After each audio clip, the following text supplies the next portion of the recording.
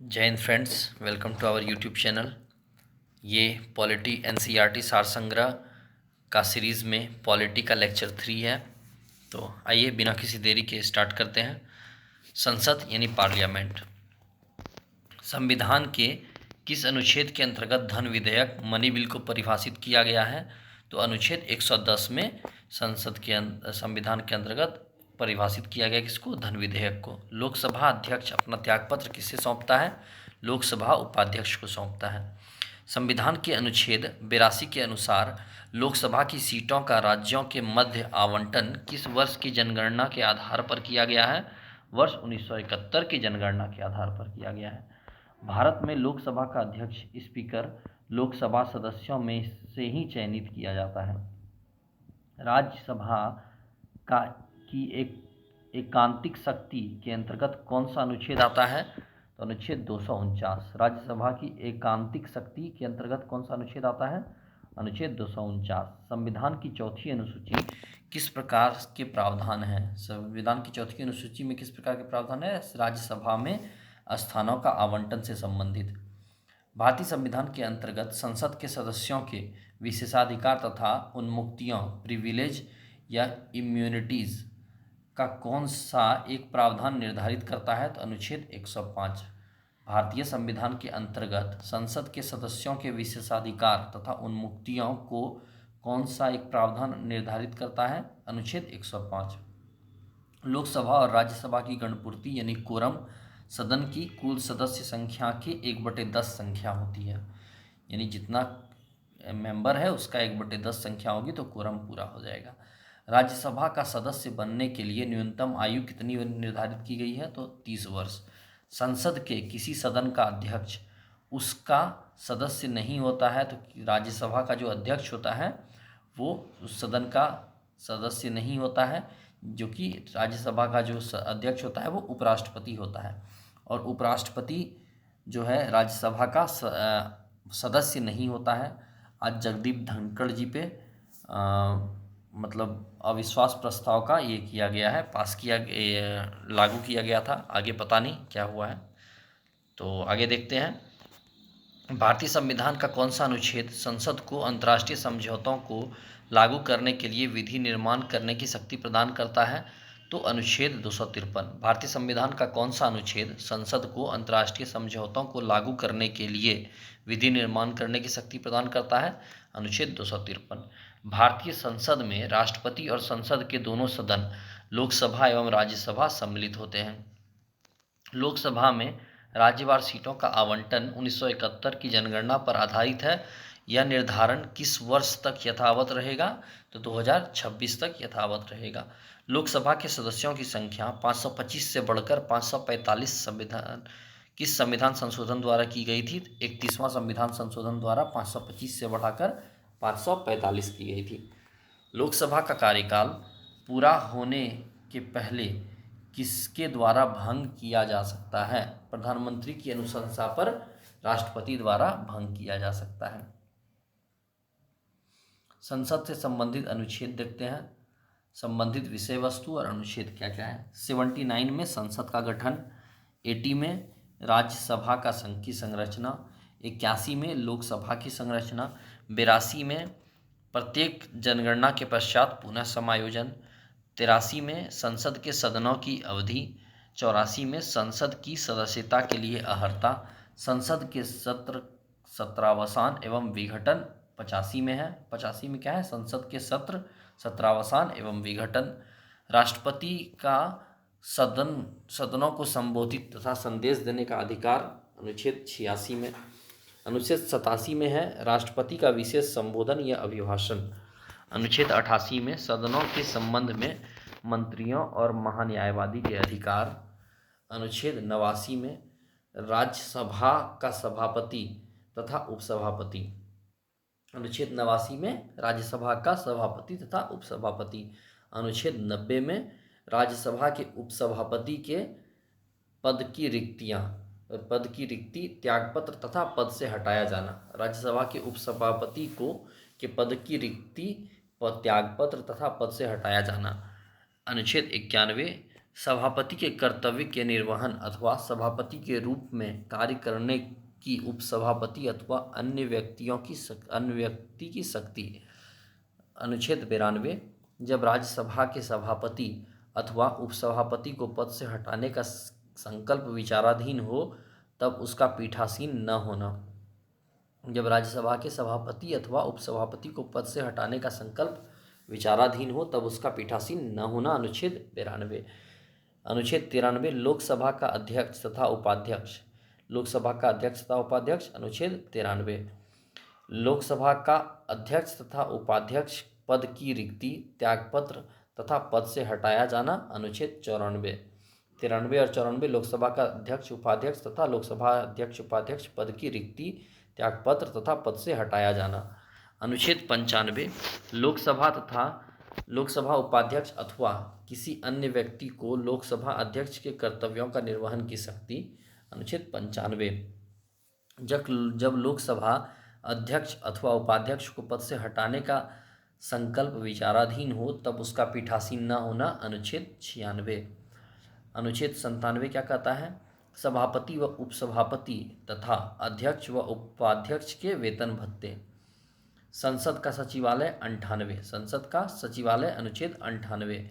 99 में क्या है? सदस्यों द्वारा शपथ या प्रतिज्ञान। अनुच्छेद 99 में सदस्यों द्वारा शपथ या प्रतिज्ञान। अनुच्छेद 100। दोनों सदनों में मतदान, रिक्तियों के होते हुए भी सदनों की कार्य करने की शक्ति तथा गणपूर्ति। अनुच्छेद 100 क्या कहता है? दोनों सदनों में मतदान, रिक्तियों के होते हुए भी सदनों की कार्य करने की शक्ति तथा गणपूर्ति। अनुच्छेद 1। स्थानों का रिक्त होना। अनुच्छेद 1। स्थानों का रिक्त होना। अनुच्छेद 102। अनुच्छेद 101। स्थानों का रिक्त होना। अनुच्छेद 102। संसद की सदस्यता के लिए निर्भरताएं। संसद की सदस्यता के लिए निर्भरताएं। अनुच्छेद 102। सदस्यों की अयोग्यता से संबंधित प्रश्नों का निर्णय। 103 अनुच्छेद क्या कहता है? सदस्यों की अयोग्यता से संबंधित प्रश्नों का निर्णय। अनुच्छेद 104। अनुच्छेद 99 के अंतर्गत शपथ लेने या प्रतिज्ञान करने से पहले अहर्त न होते हुए अथवा निर्हर्त किए जाने पर भी सदन में बैठने तथा मतदान करने पर दंड। अनुच्छेद 104। भारत निर्वाचन आयोग, इलेक्शन कमीशन ऑफ इंडिया, संसद तथा विधानमंडल दोनों के चुनाव के लिए उत्तरदायी है। राज्य निर्वाचन आयोग क्या कराता है? पंचायत चुनाव और नगर पालिका चुनाव कराता है, और विधानमंडल और संसद दोनों का चुनाव भारत निर्वाचन आयोग कराता है। किस राज्य में लोकसभा में अनुसूचित जनजातियों शेड्यूल्ड ट्राइब के लिए सर्वाधिक सीटें आरक्षित है? तो मध्य प्रदेश में 6। लोकसभा में अनुसूचित जनजातियों के लिए सबसे ज़्यादा कहाँ सीट आरक्षित है? तो मध्य प्रदेश में 6 गो। लोकसभा का कार्यकाल आपातकाल की घोषणा के दौरान एक बार में 1 वर्ष तक के लिए बढ़ाया जा सकता है। लोकसभा का कार्यकाल आपातकाल की घोषणा के दौरान एक बार में 1 वर्ष तक के लिए बढ़ाया जा सकता है। लोकसभा में 2 आंग्ल भारतीय एंग्लो इंडियन सदस्य कौन मनोनीत करता है? भारत का राष्ट्रपति। 104 संविधान संशोधन अधिनियम 2019 के द्वारा आंग्ल भारतीय समुदाय से संबंधित व्यवस्था को निर्धारित तिथि 25 जनवरी 2020 से आगे नहीं बढ़ाया गया। मतलब वो 2 जो आंग्ल भारतीय का जो राष्ट्रपति चुनाव करते थे, मनोनयन करते थे, उसको बंद कर दिया गया। लोकसभा चुनाव में निर्वाचित होने के लिए किसी व्यक्ति की न्यूनतम आयु कितनी निर्धारित की गई है? 25 वर्ष।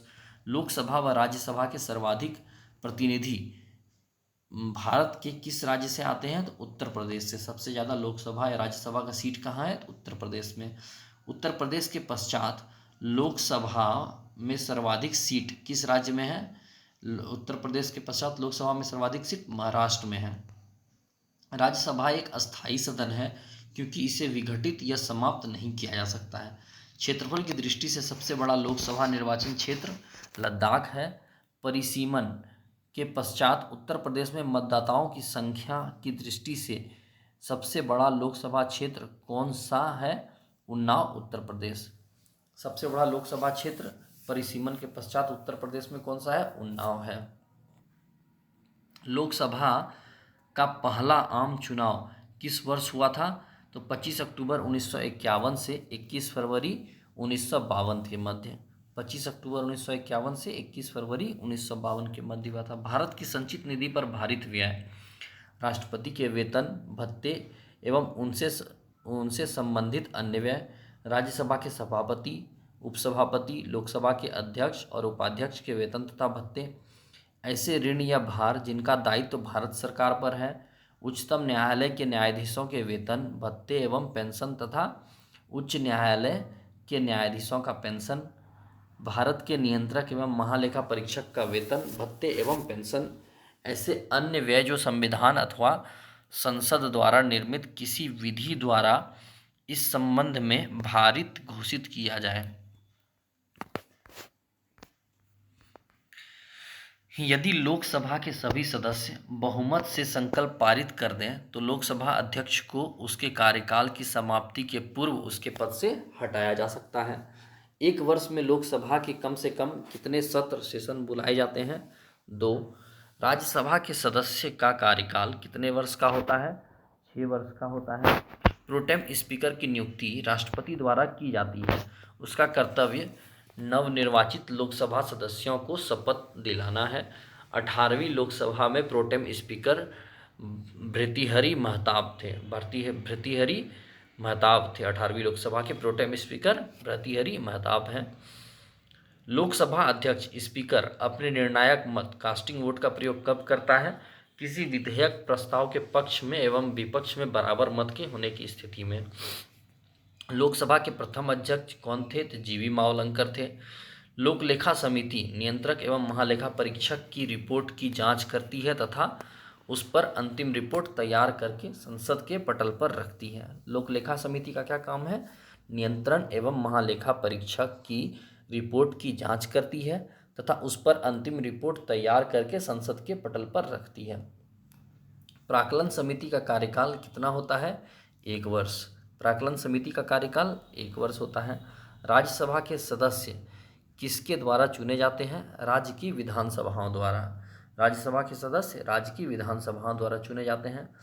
नया संसद भवन के बारे में देखते हैं। 28 मई 2023 को प्रधानमंत्री नरेंद्र मोदी ने नवनिर्मित संसद भवन का उद्घाटन किया। कब उद्घाटन किया? 28 मई 2023 को। सेंट्रल विस्टा पुनर्विकास परियोजना के अंतर्गत निर्मित इस त्रिकोणीय आकार के 4 मंजिला संसद भवन का निर्मित क्षेत्र 64,500 वर्ग मीटर है। इसके 3 मुख्य द्वार हैं, ज्ञान द्वार, शक्ति द्वार और कर्म द्वार। 3 द्वार कौन कौन से हैं? ज्ञान द्वार, शक्ति द्वार और कर्म द्वार। इसमें राज्यसभा में बैठने की क्षमता 384 है तथा लोकसभा में बैठने की क्षमता 888 है।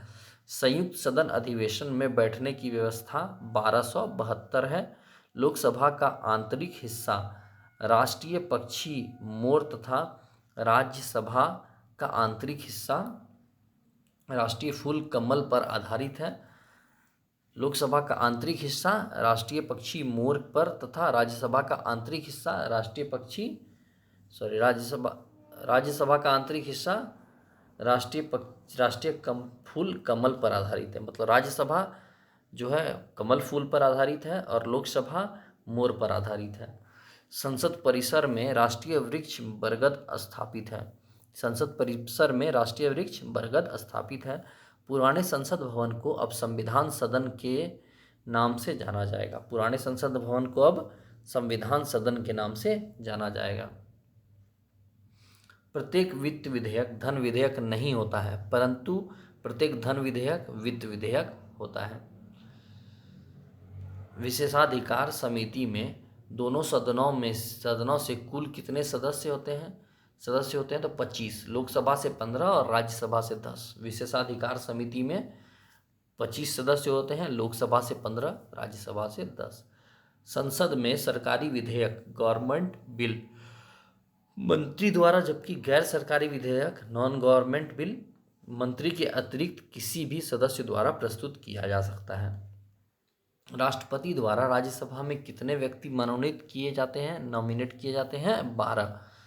राज्यसभा के नामांकित यानी नॉमिनेट होने वाली प्रथम अभिनेत्री कौन थी? नरगिस दत्त। 1980 से 1986 राज्यसभा के लिए नामांकित होने वाली प्रथम अभिनेत्री नरगिस दत्त। लोकसभा की प्रथम महिला अध्यक्ष कौन थी? मीरा कुमार। 4 जून 2009 से 4 जून 2014 तक। राज्य विधानसभा में कोई भी धन विधेयक राज्य के राज्यपाल की संस्तुति के बिना या अनुमति के बिना प्रस्तुत नहीं किया जा सकता है। वे प्रथम लोकसभा अध्यक्ष कौन थे जिनके विरुद्ध लोकसभा में अविश्वास प्रस्ताव नो कॉन्फिडेंस मोशन लाया गया था? तो वो जीवी मावलंकर थे। प्रथम लोकसभा अध्यक्ष जिनके विरुद्ध लोकसभा में अविश्वास प्रस्ताव लाया गया था वो जीवी मावलंकर थे।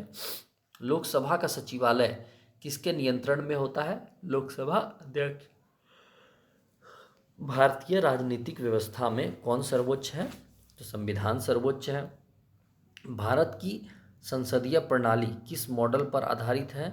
ब्रिटेन के वेस्टमिंस्टर मॉडल पर आधारित है। भारत की संसदीय प्रणाली ब्रिटेन के वेस्टमिंस्टर मॉडल पर आधारित है।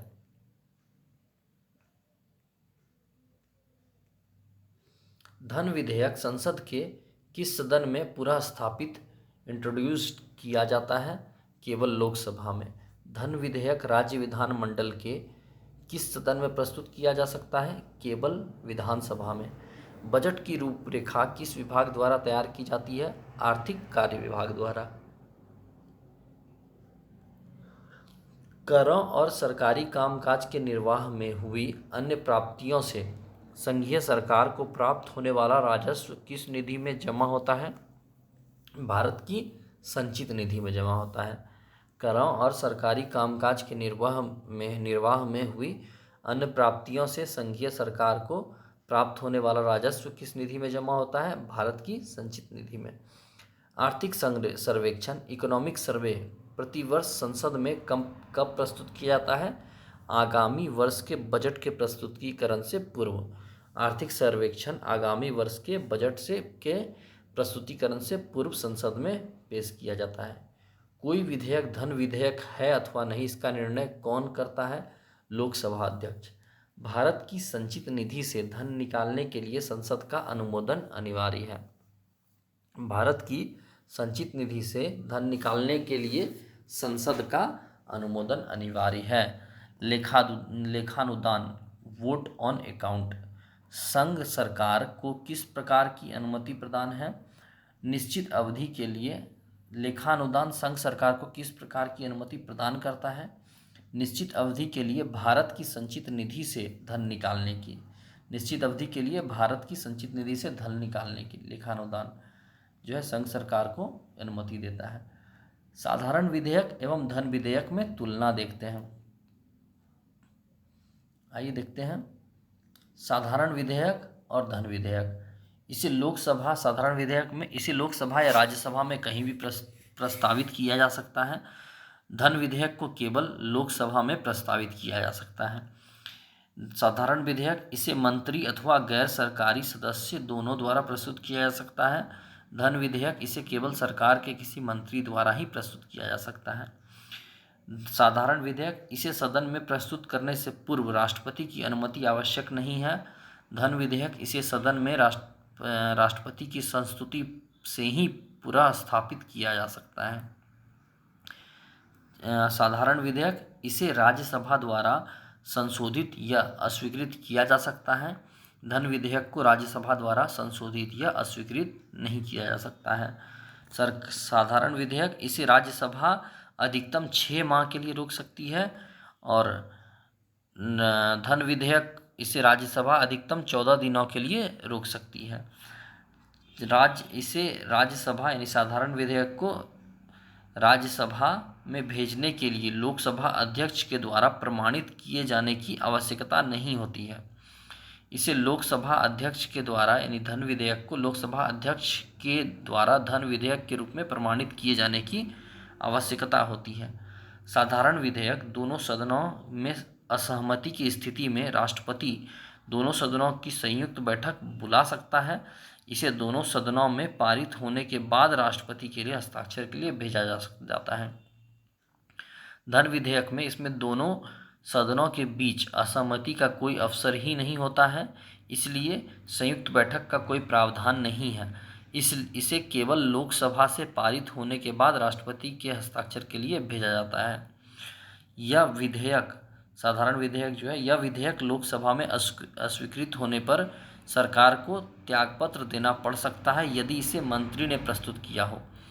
यह विधेयक, धन विधेयक जो है, यह विधेयक लोकसभा में अस्वीकृत होने पर सरकार को त्यागपत्र देना पड़ता है। ये क्या कहता है? यह विधेयक, साधारण विधेयक के बारे में, यह विधेयक लोकसभा में अस्वीकृत होने पर त्यागपत्र देना पड़ सकता है यदि इसे मंत्री ने प्रस्तुत किया हो। और धन विधेयक यदि लोकसभा में अस्वीकृत होने पर हो जाता है तो सरकार को त्यागपत्र देना पड़ता है। साधारण विधेयक, इसे राष्ट्रपति द्वारा स्वीकृत या अस्वीकृत किया जा सकता है अथवा पुनर्विचार के लिए भेजा जा सकता है। धन विधेयक, इसे राष्ट्रपति द्वारा स्वीकृत या अस्वीकृत किया जा सकता है परंतु पुनर्विचार के लिए नहीं लौटाया जा सकता है। धन विधेयक एवं संविधान संशोधन विधेयक के संबंध में दोनों सदनों की संयुक्त बैठक नहीं बुलाई जा सकती है। प्राक्कलन समिति, एस्टीमेट कमेटी, संसद के किस सदन के सदस्यों से गठित की जाती है? लोकसभा के सदस्यों द्वारा। प्राक्कलन समिति लोकसभा के सदस्यों द्वारा। कोई भी कानूनी विधेयक, लीगल बिल संसद के किस सदन में प्रस्तुत किया जा सकता है? संसद के किसी भी सदन में। भारतीय संसद के दोनों सदनों की संयुक्त बैठक साधारण विधेयक, ऑर्डिनरी बिल तथा वित्त विधेयक, फाइनेंस बिल दोनों के संबंध में हो सकती है। संसद के 2 सत्रों के मध्य अधिकाधिक अंतराल कितना होना चाहिए? तो 6 महीना से अधिक नहीं होना चाहिए, मैक्सिमम 6 महीना तक हो सकता है। आकस्मिक निधि, कंटीजेंसी फंड को राष्ट्रपति कैसे व्यय कर सकते हैं? बिना संसदीय स्वीकृति के।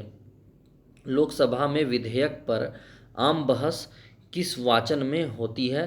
द्वितीय वाचन में। लोकसभा में विधेयक पर आम बहस द्वितीय वाचन में होती है। कटौती प्रस्ताव, कट मोशन, और किस अन्य नाम से जाना जाता है? तो समापन प्रस्ताव यानी क्लोजर मोशन के नाम से भी जाना जाता है। क्लोजर मोशन और कट मोशन या कटौती प्रस्ताव और समापन प्रस्ताव एक ही होता है।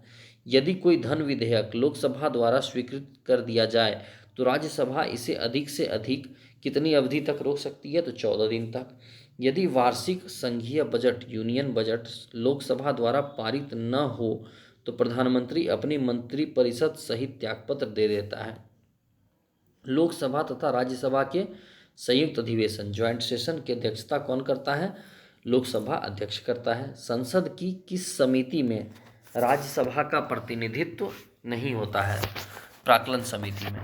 प्राक्कलन समिति में राज्यसभा का प्रतिनिधित्व नहीं होता है। अंतर्राष्ट्रीय संधियों को भारत के किस भाग अथवा संपूर्ण भारत में किसी भाग अथवा संपूर्ण भारत में लागू करने के लिए संसद कोई भी कानून बना सकती है बिना किसी राज्य की सहमति से। संसद की लोक लेखा समिति का प्रमुख कार्य शासन के वित्तीय लेखा एवं विनियमन तथा नियंत्रक महालेखा परीक्षक की रिपोर्ट का परीक्षण करना है। संसद की लोक लेखा समिति का प्रमुख कार्य क्या है?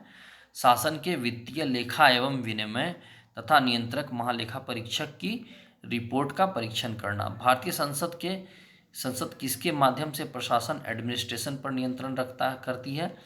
संसदीय समितियों के माध्यम से। वर्तमान में राज्यसभा में 245 सदस्य हैं, जिनमें से 225 सदस्य राज्यों से, 8 सदस्य संघ राज्य क्षेत्रों से चुनकर आते हैं तथा 12 सदस्य राष्ट्रपति द्वारा मनोनीत किए जाते हैं। सरकार द्वारा लोकसभा में अपना बहुमत सिद्ध करने के लिए कौन सा प्रस्ताव रखा जाता है? विश्वास प्रस्ताव। भारतीय संसद के दोनों सदनों की प्रथम संयुक्त बैठक किस विधेयक पर हुई?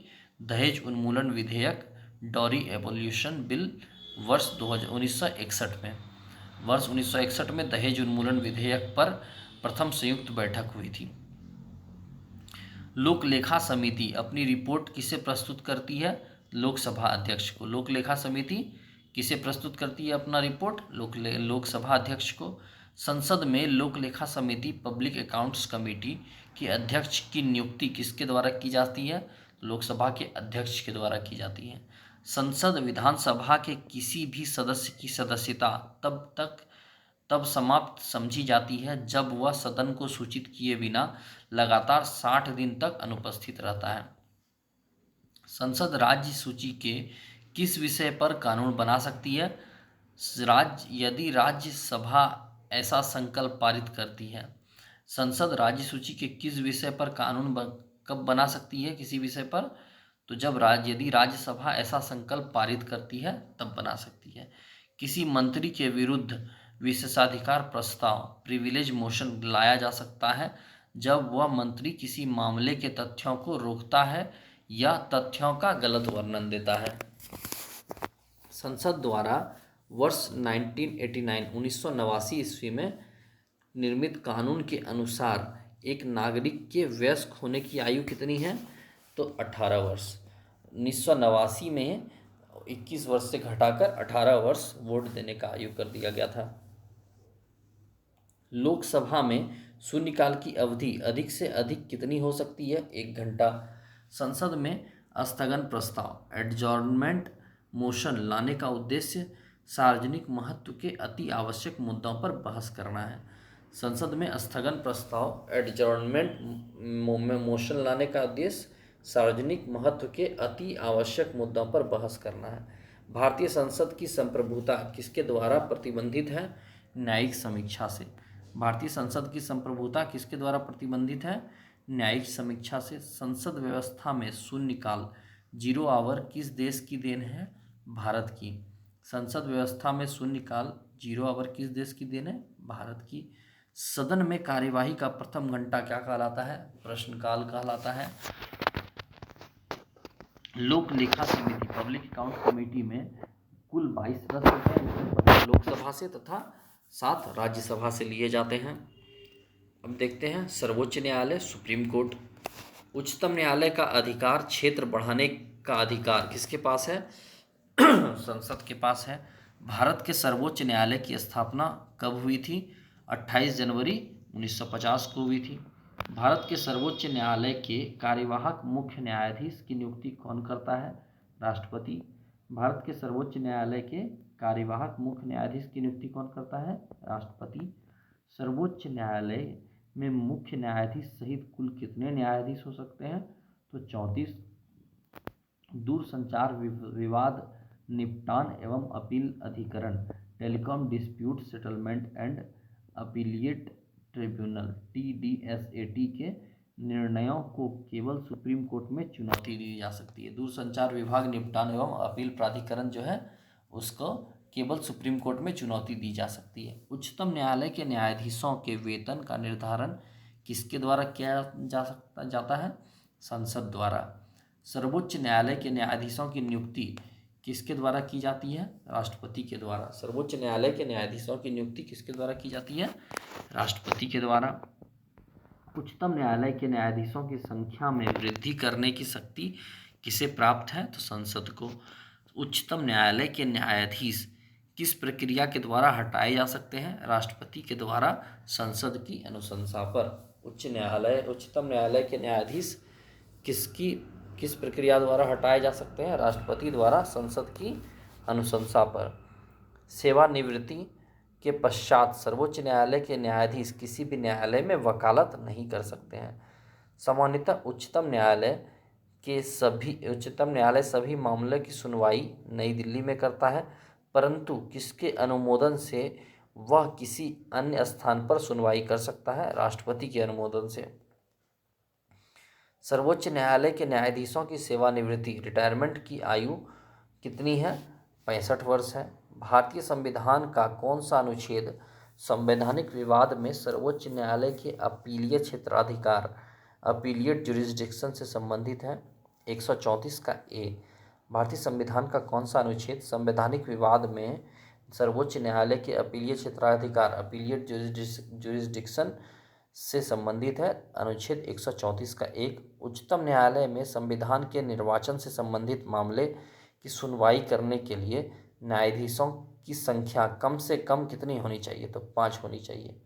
उच्चतम न्यायालय में संविधान के निर्वाचन से संबंधित मामले की सुनवाई करने के लिए न्यायाधीशों की संख्या कम से कम 5 होनी चाहिए।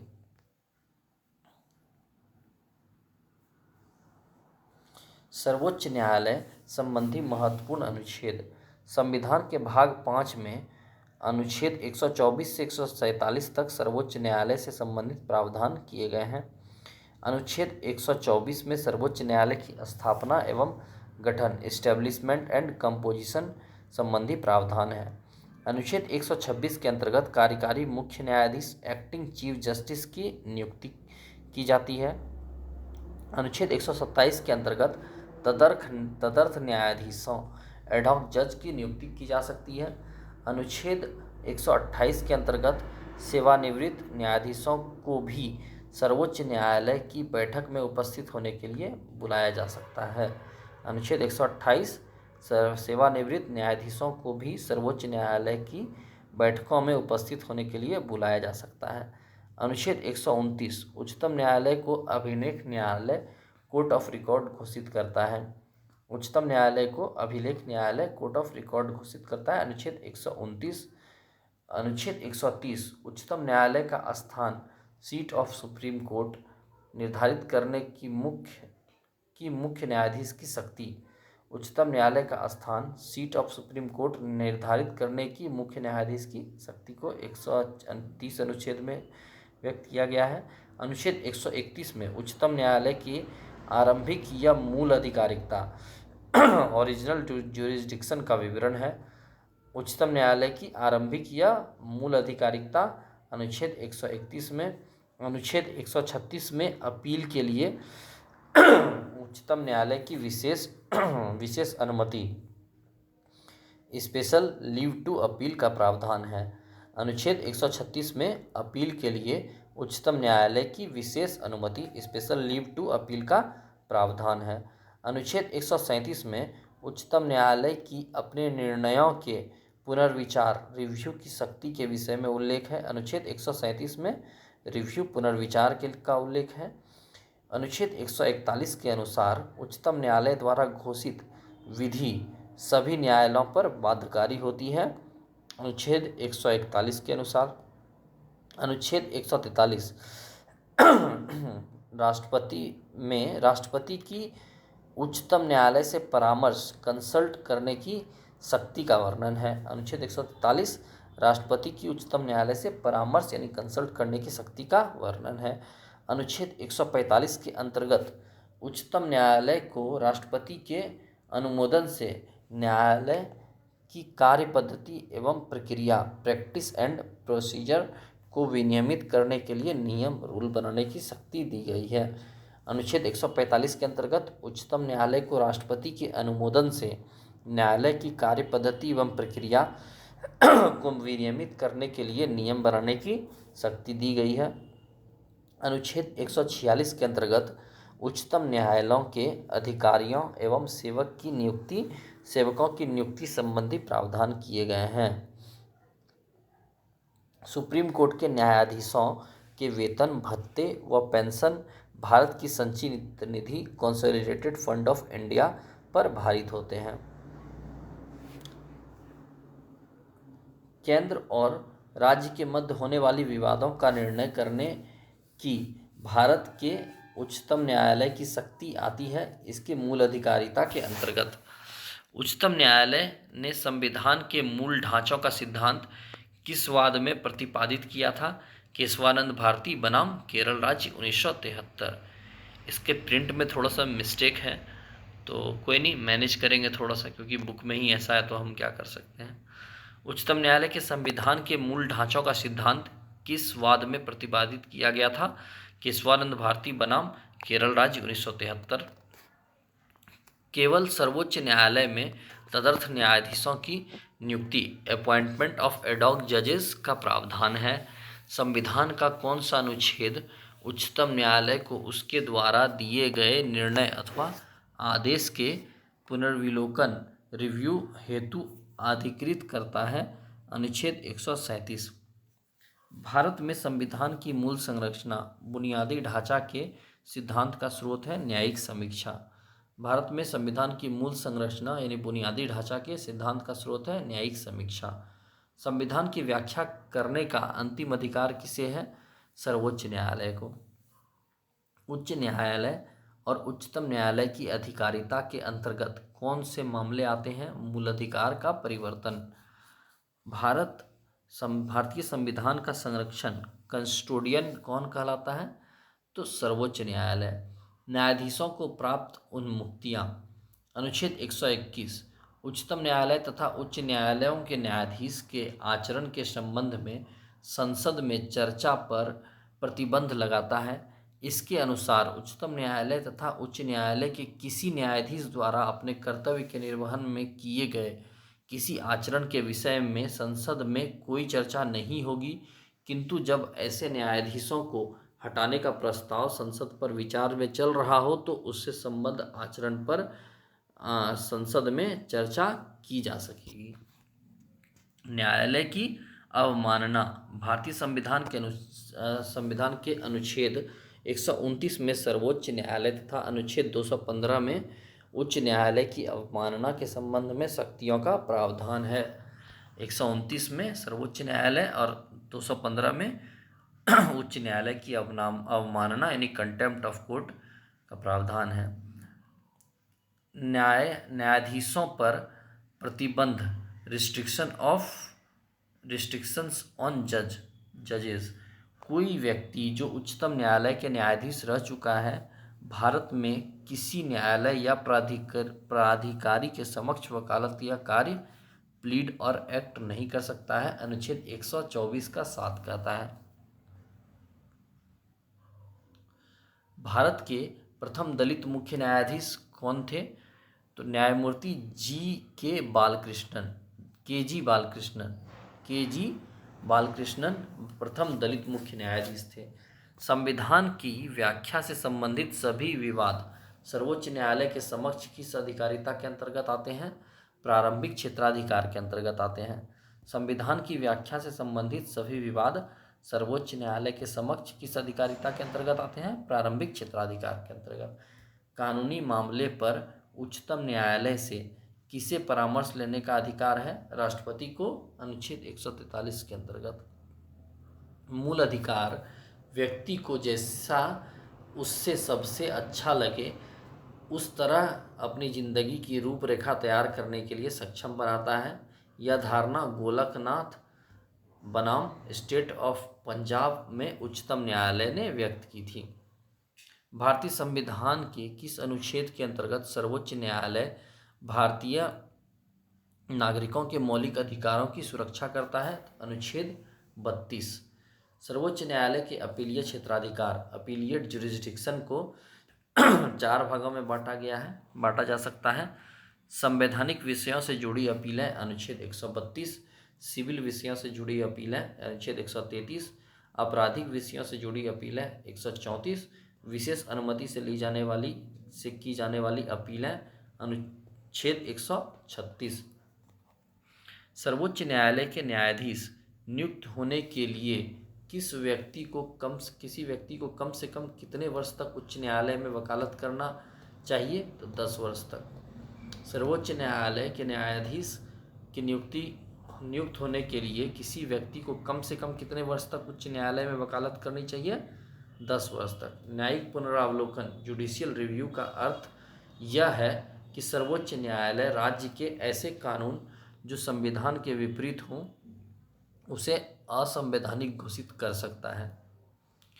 न्यायिक पुनरावलोकन जुडिशियल रिव्यू का अर्थ यह है कि सर्वोच्च न्यायालय राज्य के ऐसे कानून जो संविधान के विपरीत हों उसे असंवैधानिक घोषित कर सकता है। भारत के न्यायालयों में से किसे या किन्हें अभिलेख न्यायालय माना जाता है?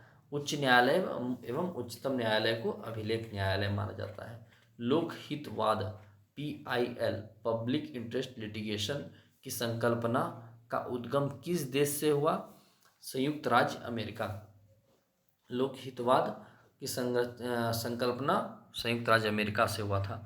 भारत का सर्वोच्च न्यायालय एक अभिलेख न्यायालय, कोर्ट ऑफ रिकॉर्ड है। इसके सभी निर्णयों को साक्ष्यात्मक मूल्य होता है। इसके सभी निर्णयों का साक्ष्यात्मक मूल्य होता है और इस पर किसी भी न्यायालय में प्रश्न नहीं लगाया जा सकता है। मूल अधिकारों के उल्लंघन के विरुद्ध उच्चतम न्यायालय में अनुच्छेद 32 तथा उच्च न्यायालय में 226 के तहत रिट जारी की जाती है। राज्यपाल यानी गवर्नर। भारतीय संविधान में राज्यपाल को मनोनीत किए जाने की पद्धति में किस देश के अनुसरण किया गया है? भारतीय संविधान में राज्यपाल को मनोनीत किए जाने की पद्धति में किस देश का अनुसरण किया गया है? कनाडा का। राज्य की कार्यकारी एवं संवैधानिक प्रमुख कौन होता है? राज्यपाल होता है। राज्य का कार्यकारी एवं संवैधानिक प्रमुख राज्यपाल होता है। किसी राज्य में राज्यपाल की नियुक्ति संविधान के किस अनुच्छेद के अंतर्गत की जाती है? अनुच्छेद 155 के अंतर्गत। राज्यपाल की नियुक्ति अनुच्छेद 155 के अंतर्गत। विधान परिषद में राज्यपाल द्वारा कितने सदस्यों को मनोनीत किया जाता है? कुल सदस्यों का 1/6। विधान परिषद में राज्यपाल द्वारा कितने सदस्यों को मनोनीत किया जाता है? तो कुल सदस्यों का 1/6। यदि राज्यपाल संसद अथवा विधानसभा का सदस्य है तो जिस तिथि से वह राज्यपाल का पद धारण करेगा उस तिथि से उसका संसद अथवा राज्य विधानसभा में पद रिक्त मान लिया जाएगा। झारखंड, छत्तीसगढ़, मध्य प्रदेश, उड़ीसा तथा उड़ीसा में एक जनजातीय कल्याण मंत्री की नियुक्ति कौन करता है? तो राज्यपाल करता है। झारखंड, छत्तीसगढ़, मध्य प्रदेश और उड़ीसा। झारखंड में, छत्तीसगढ़ में, मध्य प्रदेश और उड़ीसा में एक जनजातीय कल्याण मंत्री की नियुक्ति कौन करता है? तो राज्यपाल करता है। राज्य विधानसभा के सत्रावसान प्रोरोगेशन का आदेश किसके द्वारा दिया जाता है? राज्यपाल द्वारा। राज्य विधानसभा के सत्रावसान प्रोरोगेशन का आदेश किसके द्वारा? राज्यपाल के द्वारा।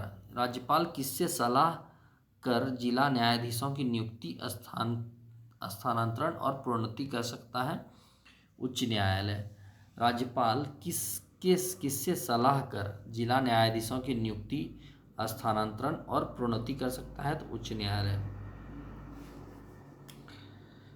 राज्यपाल के वेतन और भत्ते, सैलरी एंड अलाउंसेस किस निधि से दिए जाते हैं?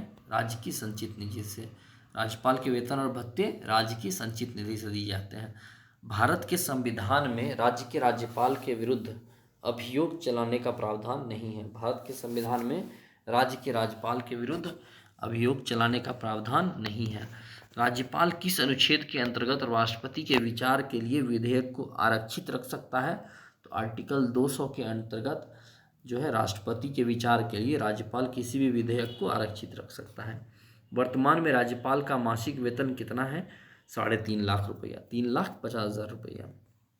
राज्यपाल किसके प्रति उत्तरदायी यानी रिस्पॉन्सिबल होता है? तो राष्ट्रपति के प्रति।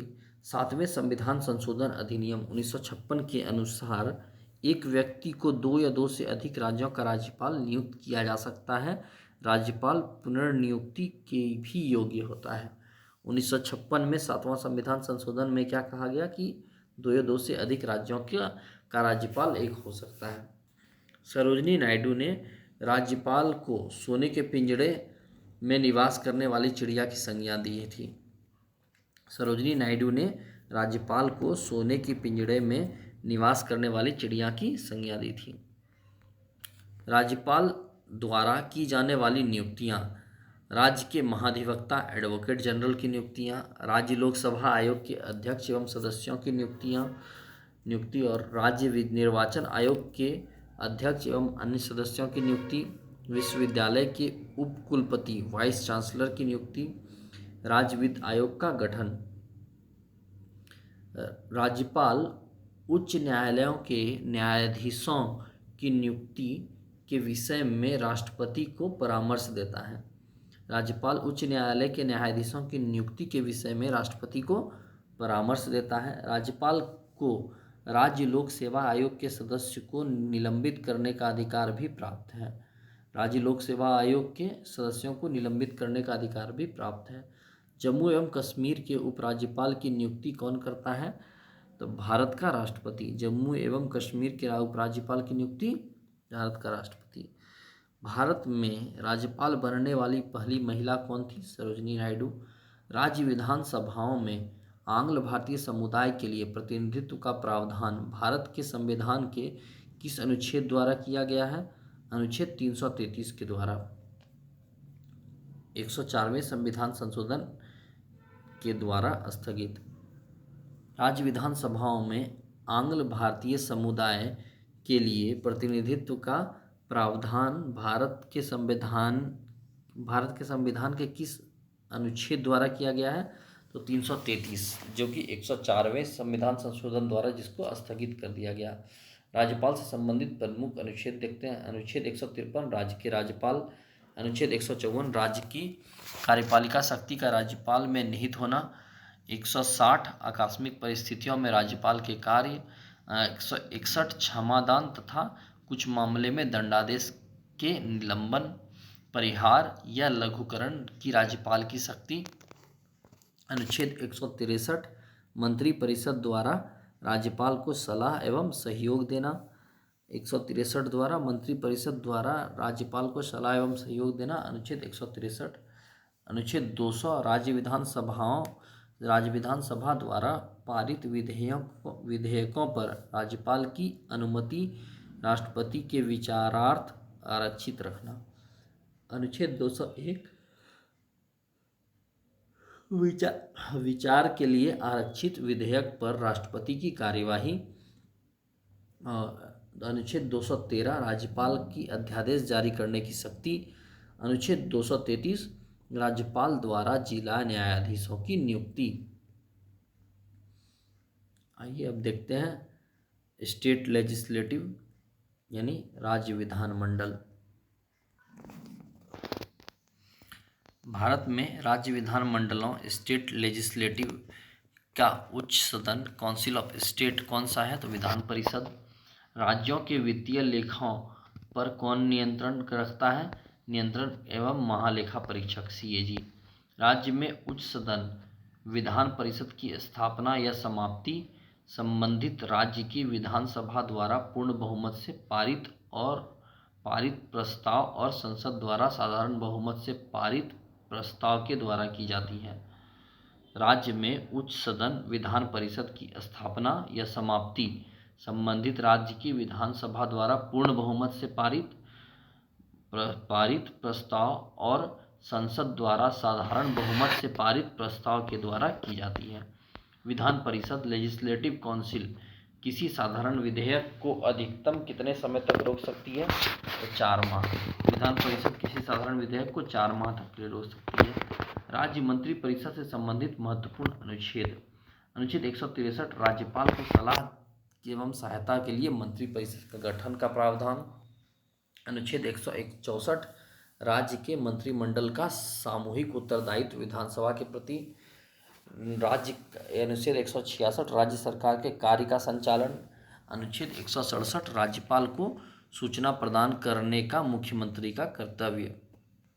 भारतीय संविधान के किस अनुच्छेद के अंतर्गत विधानसभा को विधान परिषद का सृजन एवं उसे समाप्त करने का अधिकार प्राप्त है? अनुच्छेद 169। भारतीय संविधान के किस अनुच्छेद के अंतर्गत विधानसभा को विधान परिषद का सृजन एवं उसे समाप्त करने का अधिकार प्राप्त है? तो अनुच्छेद 169।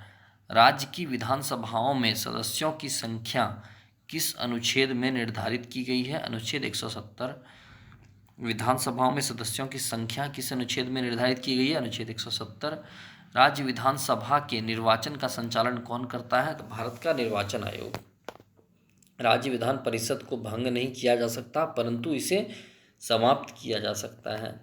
भारत के किस राज्य में समान नागरिक संहिता यूनिफॉर्म सिविल कोड लागू है? तो गोवा में। राज्य का विधानसभा अध्यक्ष स्पीकर अपना त्यागपत्र किसे सौंपता है? तो उपाध्यक्ष को। विधानसभा के सदस्य की निर्हरताओं डिस्क्वालिफिकेशन से संबंधित प्रश्नों पर अंतिम निर्णय किसके द्वारा लिया जाता है? तो राज्यपाल द्वारा। विधानसभा के सदस्यों की निर्हरताओं डिस्क्वालिफिकेशन से संबंधित प्रश्नों पर अंतिम निर्णय किसके द्वारा लिया जाता है? राज्यपाल द्वारा। विधानसभा का सदस्य निर्वाचित होने की न्यूनतम आयु क्या है? 25 वर्ष है। विधानसभा के विघटन डिसॉल्यूशन के पश्चात उसका अध्यक्ष अधिकतम 6 माह तक अपने पद पर बना रह सकता है। विधानसभा के विघटन के पश्चात उसका अध्यक्ष अधिकतम 6 माह तक 6 माह समय तक अपने पद पर बना रह सकता है। राज्य सरकार के मंत्रियों के वेतन भत्ते का निर्धारण किसके द्वारा किया जाता है? राज्य विधानसभा द्वारा। वर्ष 1956 में कितने पुनर्गठित राज्यों में द्विसदनीय विधानमंडल थे? 1956 में 5। 1956 में 5 द्विसदनीय विधानमंडल थे। प्रथम महिला मुख्यमंत्री भारत के किस राज्य में बनी थी? उत्तर प्रदेश में। भारत के किसी राज्य उत्तर प्रदेश की पहली महिला मुख्यमंत्री सुचित्रा कृपलानी 1963 से 1967 ईस्वी तक थी। विधानसभा में सदस्यों की संख्या देखते हैं कहाँ कितना कितना है। आंध्र प्रदेश में 175, अरुणाचल प्रदेश में 60, असम में 126, बिहार में 243, छत्तीसगढ़ में 90, गोवा में 40, गुजरात में 182, हरियाणा में 90, हिमाचल प्रदेश 68, झारखंड 81, कर्नाटक 224, केरल 140, मध्य प्रदेश 230, महाराष्ट्र 288, मणिपुर 60, मेघालय 60, मिजोरम 40, नागालैंड 60, उड़ीसा 147, पंजाब 117, राजस्थान 200, सिक्किम 32, तमिलनाडु 234, तेलंगाना 119, त्रिपुरा 60, उत्तर प्रदेश 403, उत्तराखंड 70, पश्चिम बंगाल 294। तो सबसे ज़्यादा कहाँ है? उत्तर प्रदेश में 403, दूसरे नंबर पर सबसे ज़्यादा पश्चिम बंगाल में। उसके बाद तीसरे नंबर पे सबसे ज़्यादा कहाँ है? तो तीसरे नंबर पर सबसे ज़्यादा है महाराष्ट्र में। और सबसे कम कहाँ है? तो सिक्किम में 32, सबसे कम सिक्किम में 32, और दूसरा सेकंड नंबर में जो सबसे कम है वो गोवा 40। केंद्र शासित प्रदेश पुदुचेरी में 30 है और दिल्ली में 40 है। जम्मू कश्मीर में 90 है प्लस 24 पीओके के लिए रिक्त है। 90 जम्मू कश्मीर में है और 24 पीओके के लिए रिक्त है। मुख्यमंत्री की सलाह पर राज्यपाल द्वारा मंत्रियों की नियुक्ति की जाती है और ये राज्यपाल के प्रसाद पर्यंत कार्य करते हैं। उच्च न्यायालय, हाई कोर्ट। अंडमान निकोबार द्वीप समूह किस उच्च न्यायालय के क्षेत्राधिकार के अंतर्गत आता है? तो कोलकाता उच्च न्यायालय। उच्च न्यायालय के न्यायाधीशों के वेतन और भत्ते अलाउंसेस किस निधि से दिए जाते हैं? तो राज्य की संचित निधि से। उच्चतम न्यायालय के निर्णय से पूर्व किस उच्च न्यायालय ने यह निर्णय दिया है कि एक बार में 3 तलाक कहने से तलाक होना गैर कानूनी है, इलीगल है? इलाहाबाद उच्च न्यायालय।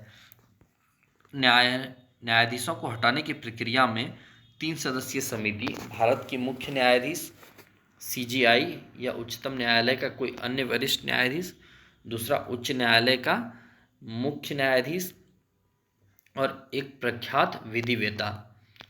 एक उच्च न्यायालय का न्यायाधीश अपना त्यागपत्र किसे संबोधित करता है? राष्ट्रपति को। उच्च न्यायालय के न्यायाधीश की सेवानिवृत्ति की आयु क्या है? 62 वर्ष, 62 ईयर्स। जब सर्वोच्च न्यायालय किसी व्यक्ति अथवा संस्था को उसके दायित्व के निर्वहन हेतु रिट जारी करता है तो उस लेख को क्या कहते हैं? परमादेश यानी मैंडमस कहते हैं। भारत में उच्च न्यायालयों की संख्या कुल कितनी है? 25 है। संपत्ति का अधिकार वर्तमान में वैधानिक अधिकार, लीगल राइट है, जिसकी रक्षा के लिए उच्च न्यायालय रिट जारी कर सकती है। उच्च न्यायालय रिट जारी कर सकता है। वैधानिक अधिकार है संपत्ति का अधिकार। राज्य के उच्च न्यायालय का मुख्य क्षेत्राधिकार के अंतर्गत कौन सा अधिकार नहीं आता है? परामर्श संबंधी क्षेत्राधिकार। राज्य के उच्च न्यायालय का मुख्य क्षेत्राधिकार के अंतर्गत कौन सा अधिकार नहीं आता है? परामर्श संबंधी क्षेत्राधिकार। अधीनस्थ न्यायालयों, सबऑर्डिनेट कोर्ट की कार्य पद्धति का परीक्षण कौन सी याचिका करती है? उत्प्रेषण। अधीनस्थ न्यायालयों, सबऑर्डिनेट कोर्ट की कार्य पद्धति का परीक्षण कौन सी न्याय याचिका करती है? उत्प्रेषण यानी कैटेगरी क्या है, मूल अधिकारों का संरक्षण उच्च न्यायालय और उच्चतम न्यायालय दोनों की अधिकारिता में आता है।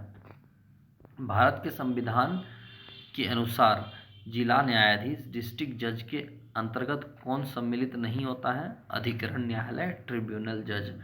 भारत के संविधान के अनुसार जिला न्यायाधीश डिस्ट्रिक्ट जज के अंतर्गत कौन सम्मिलित नहीं होता है? अधिकरण न्यायाधीश। निवारक निरोध, प्रिवेंटिव डिटेंशन के अंतर्गत एक व्यक्ति को बिना मुकदमा चलाए कितने समय तक बंदी बनाकर रखा जा सकता है? 3 माह तक। उच्च न्यायालय से संबंधित अनुच्छेद 214 राज्य के लिए उच्च न्यायालय की व्यवस्था। अनुच्छेद 215 उच्च न्यायालय अभिलेख न्यायालय के रूप में। उच्च न्यायालय का गठन 216। 217 उच्च न्यायालय के न्यायाधीश पद के लिए नियुक्तियां तथा अर्हताएं। 218 उच्च न्यायालय में उच्चतम न्यायालय से संबंधित कुछ प्रावधानों का लागू होना। 219 उच्च न्यायालय के न्यायाधीशों की शपथ ग्रहण। अनुच्छेद 220 अस्थायी न्यायाधीश बहाल होने के बाद प्रैक्टिस पर प्रतिबंध। अस्थायी न्यायाधीश बहाल होने के बाद प्रैक्टिस पर प्रतिबंध। 220 अनुच्छेद 221 न्यायाधीश का वेतन भत्ते इत्यादि। अनुच्छेद 222 किसी न्यायाधीश का एक उच्च न्यायालय से दूसरे उच्च न्यायालय में स्थानांतरण। अनुच्छेद 222। अनुच्छेद 223 कार्यवाहक मुख्य न्यायाधीश की नियुक्ति। अनुच्छेद 223 कार्यवाहक मुख्य न्यायाधीश की नियुक्ति। 224 अनुच्छेद अतिरिक्त एवं कार्यवाहक न्यायाधीशों की नियुक्ति। अनुच्छेद 224 अतिरिक्त एवं कार्यवाहक न्यायाधीशों की नियुक्ति। 224 ए उच्च न्यायालय में सेवानिवृत्त न्यायाधीशों की नियुक्ति। अनुच्छेद 225 उच्च न्यायालयों का क्षेत्राधिकार। अनुच्छेद 226 कुछ रिट याचिकाएं जारी करने की उच्च न्यायालयों की शक्ति। अनुच्छेद 226 ए अनुच्छेद 226 के अंतर्गत केंद्रीय अधिनियमों की संवैधानिकता वैधता पर विचार नहीं किया जाना निरस्त कर दिया गया है इसको। अनुच्छेद 227 उच्च न्यायालय की सभी अधीनस्थ न्यायालयों पर अधीक्षण की शक्ति। अनुच्छेद 228 उच्च न्यायालय में कुछ मामले का स्थानांतरण। अनुच्छेद 228 ए राज्य अधिनियमों की संवैधानिक वैधता से संबंधित प्रश्नों के विस्तारण के लिए विशेष प्रावधान, जो कि निरस्त कर दिया गया है अब। 229 अनुच्छेद पदाधिकारी तथा सेवक के उच्च न्यायालयों के व्यय। पदाधिकारी तथा सेवक के एवं उच्च न्यायालय के व्यय। अनुच्छेद 230 उच्च न्यायालय का क्षेत्राधिकार। अनुच्छेद 230 उच्च न्यायालय का क्षेत्राधिकार। अनुच्छेद 231 दो या अधिक राज्यों के लिए साझे उच्च न्यायालय की स्थापना।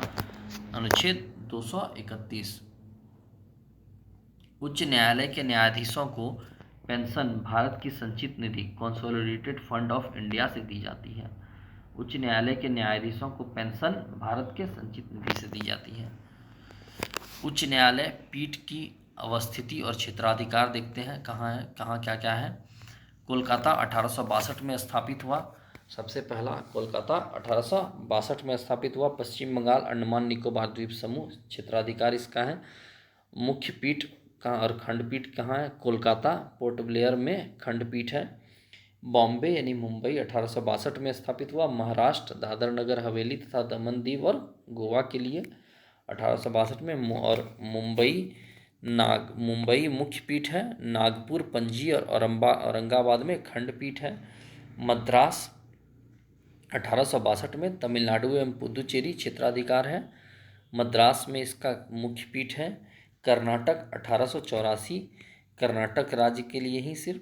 बेंगलुरु में इसका मुख्य पीठ है।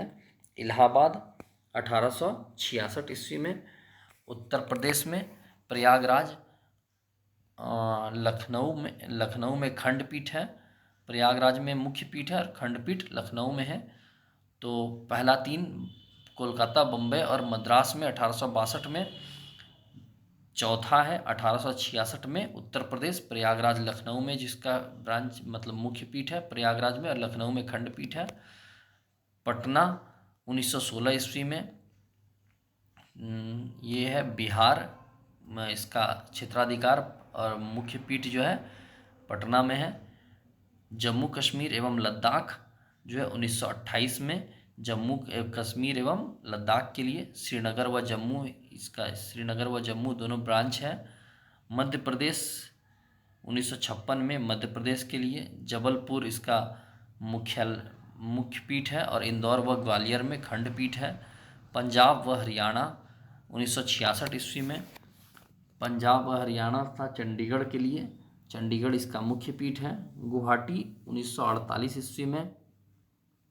असम, नागालैंड, मिजोरम तथा अरुणाचल प्रदेश के लिए गुवाहाटी है और गुवाहाटी इसका मुख्य पीठ है और खंडपीठ कोहिमा, इम्फाल व अगरतला में है। उड़ीसा 1948 ईस्वी में, उड़ीसा सिर्फ राज्य के लिए और कटक में इसका मुख्य पीठ है। राजस्थान के लिए 1949 ईस्वी में। जोधपुर में मुख्य पीठ और खंडपीठ जयपुर में है। केरल 1956 में केरल व लक्षद्वीप के लिए एर्नाकुलम, कोच्चि में इसका ये है मुख्य पीठ। गुजरात के लिए 1960 ईस्वी में अहमदाबाद में इसका मुख्य पीठ है। दिल्ली 1966 ईस्वी में दिल्ली में मुख्य पीठ है इसका। हिमाचल प्रदेश 1967 ईस्वी में हिमाचल प्रदेश सिर्फ क्षेत्र है और शिमला इसका मुख्य पीठ है। सिक्किम 1975 ईस्वी में 1975 में सिक्किम क्षेत्राधिकार है, गंगटोक इसका मुख्य पीठ है। छत्तीसगढ़ 2000 में छत्तीसगढ़ राज्य के लिए बिलासपुर इसका खंडपीठ है, मुख्य पीठ है। उत्तराखंड 2000 में उत्तराखंड नैनीताल इसका मुख्य पीठ है। झारखंड 2000 में रांची इसका मुख्य पीठ है। उसके बाद मेघालय 2013 में शिलोंग इसका मुख्य पीठ है। 2013 में मणिपुर भी इसका मुख्य पीठ इम्फाल में है। त्रिपुरा 2013 में त्रिपुरा अगरतला।